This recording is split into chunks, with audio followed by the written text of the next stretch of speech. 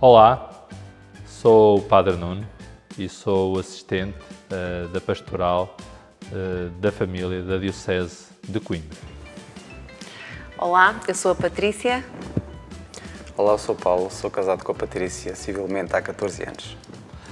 Obrigado, Paulo e Patrícia, por estarem aqui hoje, também a partilhar um pouco da vossa vida e do vosso caminho, do vosso processo e deste processo de acolhimento e de integração na comunidade cristã. Têm filhos, certo? Certo. Sim. Paulo? Tenho 2 filhos do primeiro casamento. E eu tenho um filho do primeiro casamento e temos uma filha em comum, portanto, no total de 4. 4 filhos, muito bem, nessa história. É muito interessante, o Papa Francisco, com a Amoris Laetitia, este documento que já tem cerca de 5 anos, é muito relevante o facto de ele ter passado da ideia de família para uma ideia das famílias, este plural que integra as famílias como elas são. A vossa família, a minha família, as nossas famílias são todas diferentes. E o Papa quer responder também pastoralmente a cada uma destas situações, que são elas diferentes e são as nossas famílias.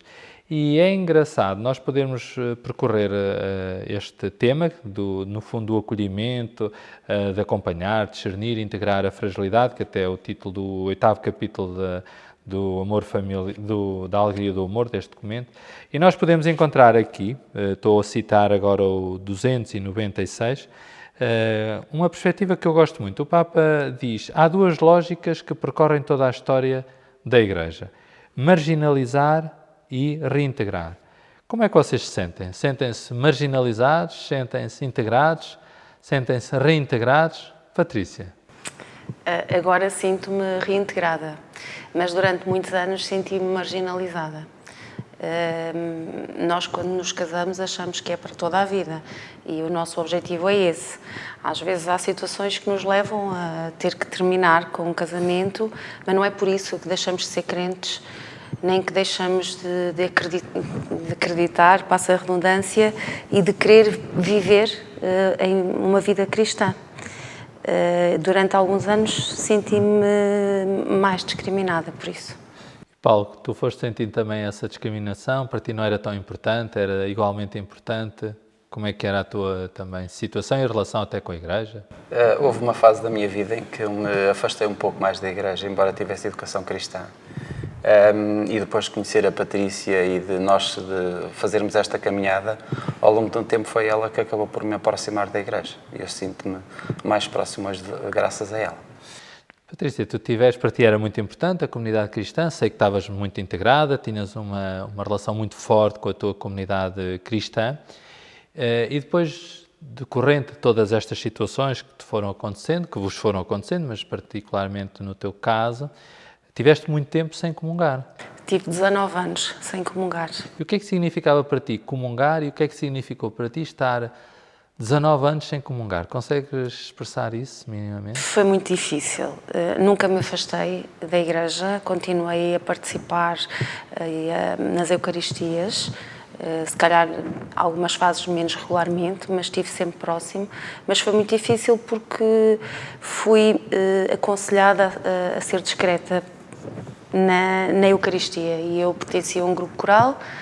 Fui criada na Igreja, pertencia a vários grupos de jovens, nomeadamente aos acólitos, e quando me vi confrontada com esta situação por ter refeito a minha vida amorosa, foi complicado. Sempre acreditei que havia uma solução, mas lembro-me que nos episódios festivos da Igreja dos meus filhos, nomeadamente Primeira Comunhão, Profissão de Fé, Crisma, foram situações que me levaram à tristeza, ao choro, por não poder comungar no duplo sentido, portanto, comungar na comunhão, na Eucaristia, e comungar daquela partilha tão especial naquela festividade. 19 anos, de facto, é muito tempo, ou é algum tempo, é também uma história de vida. E, de facto, há 40 anos, o Papa João Paulo II, temos que situar as coisas também no seu contexto, nas suas circunstâncias, num documento que era a Familiares Consórcio. Tem muito mérito, tem muitas coisas interessantes esse documento, mas, de facto, em relação aos divorciados casados, e volto a dizer, também houve uma evolução, não é? Estes 40 anos trouxe uma outra reflexão, Estávamos por volta do ano de 1981. No número 84, se me recordo bem, ele dizia que, de facto, os divorciados recasados, porque a questão que se coloca, e isso é muito importante também esclarecer hoje, não é tanto para os divorciados, ou seja, um casal ou uma pessoa em concreto que esteja divorciada não está impedido de participar na comunidade, nem sequer da Eucaristia, nem da sua vida ativa na comunidade. A grande questão coloca-se, efetivamente, quando se recomeça uma nova relação e o que é que isso significa, não é? Porque se há uma promessa anterior de fidelidade e de vivência para toda a vida, não é? Há um compromisso, um casamento, e há um sacramento associado a isso, depois há aqui um corte que tem as justificações diferenciadas e diversas, cada caso é um caso. Bastava só pensarmos, por exemplo, em contextos de violência doméstica, violência física, psicológica, para percebermos um dos casos também muito recorrente e muito significativo. Então, mas o Papa dizia, João Paulo II, na altura, nesta reflexão que era possível à época, que os divorciados recasados poderiam ser integrados e deveriam ser integrados na comunidade, mas não poderiam comungar, nem poderiam confessar-se concretamente. E a certa altura até sugeria uma coisa que era, até podiam viver em conjunto, tudo bem, mas não podiam ter relações, concretamente relações sexuais. E isso é uma coisa difícil de perceber hoje, difícil de perceber como é que isso poderia ajudar a própria vivência do casal. E o Papa Francisco, inclusive, comentando esse ponto, esse aspecto, que não deixa de estar válido, obviamente, mas dizia a certa altura que nessas situações, e estamos a citar a nota 329 da Alegria do Amor, deste documento, nessas situações, muitos, conhecendo e aceitando a possibilidade de conviver como irmãos, como dizia a familiares consórcio, assinalam que a falta de algumas expressões de intimidade não raras vezes põe em risco a própria fidelidade e compromete até a relação com os filhos. Portanto, a questão é como é que vocês superaram isso, ou seja, esse afastamento, essa dificuldade, como é que depois se aproximaram? O que é que fizeram? Como é que souberam deste processo de reintegração? Como é que se aproximaram? E há quanto tempo é que se aproximaram? Como é que esse caminho aconteceu? Eu sempre procurei respostas, sempre achei injusto. As situações têm que ser analisadas caso a caso, mas no meu caso concreto achava que o facto de ter refeito a minha vida amorosa não me ia tornar mais pecadora ou menos cristã, menos praticante. E então recorri, sempre que havia alguma abordagem a este assunto, uma vez que o Papa Francisco abriu esta porta, procurei, até que encontrei o Padre Nuno, e pedi para falar consigo, tivemos uma reunião e depois tivemos a hipótese de fazer o caminho do discernimento individualmente ou em casal. O Paulo sempre me acompanhou, apesar de não praticar quando o conheci, sempre me acompanhou nas cerimónias e sempre motivou a presença dos filhos na igreja. Portanto, e ele fez esta opção de me acompanhar neste caminho, faz todo o sentido fazê-lo em casal. Eu tê-lo-ia feito da mesma forma individualmente, mas fiquei muito feliz por ele querer partilhar este caminho comigo. Foi importante assim. para ti também, Paulo, esse caminho? Foi importante porque eu sentia a necessidade que a Patrícia tinha, ela não estava completa. E por isso acabei por me envolver para lhe dar apoio e ela acabou por me trazer mais de perto para a igreja.